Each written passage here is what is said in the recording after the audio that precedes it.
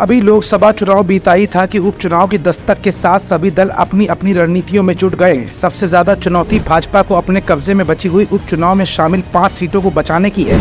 इसीलिए भाजपा ने भी अपनी कमर मजबूती के साथ अब कस ली है। वो बात अलग है कि उपचुनाव सत्ता पक्ष के हाथों में ही होता है, लेकिन फिर भी योगी के नेतृत्व में उपचुनाव को लेकर भाजपा पूरी तरह से सजग और सक्रिय नजर आ रही है। इस उपचुनाव में भाजपा ने कैसी किलेबंदी की है, आज की इस रिपोर्ट में हम आपको ये दिखाएंगे भी और बताएंगे भी। दरअसल लोकसभा चुनाव 2024 में उत्तर प्रदेश में भाजपा की बेहतर फील्डिंग न होने से भाजपा भी इन 10 में से अपने हिस्से की 5 सीटों पर कब्जा बरकरार रखने के साथ ही शेष 5 सीटों को भी जीतने की रणनीतियां बना रही है। उपचुनाव की कमान खुद मुख्यमंत्री ने अपने हाथों में ले रखी है। उन्होंने सभी 10 सीटों पर 16 मंत्रियों की टीम तैनात कर जीत पक्की करने की जिम्मेदारी दे दी है। मुख्यमंत्री योगी आदित्यनाथ की मौजूदगी में एक बैठक हुई है, जिसमें भाजपा के साथ ही ओम प्रकाश राजभर को छोड़ सभी सहयोगी दलों के मंत्री भी मौजूद रहे थे। बैठक में उपचुनाव जीतने की रणनीति पर चर्चा हुई है।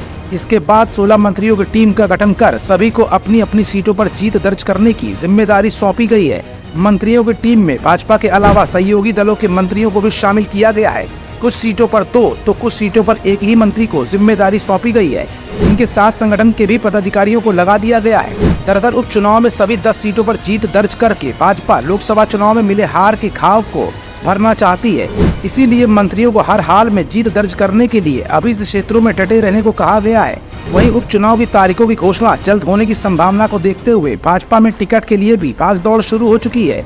विधायक से सांसद बनने वाले नेता जहां अपने परिवार के किसी सदस्य को टिकट दिलाने में जुटे हुए हैं, तो वहीं कई पूर्व सांसद और विधायक भी टिकट की दौड़ में शामिल हैं।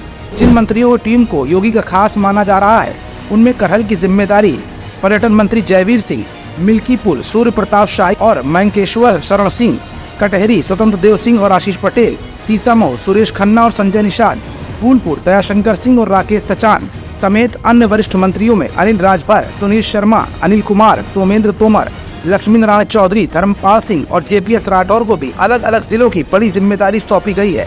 अब ऐसे में देखना यह है कि उपचुनाव के बिसात पर योगी आदित्यनाथ के ये सिपहसालार किस हद तक उपचुनाव के दौरान कामयाबी पाने में अपना दमखम दिखा पाते हैं।